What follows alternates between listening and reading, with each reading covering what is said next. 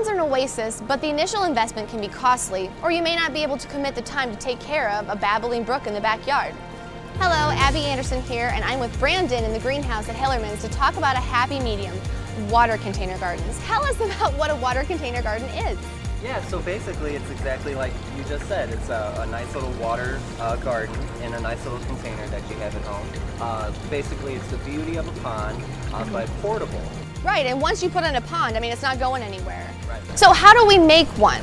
Yeah, so first of all, you'll obviously want a pot without drainage.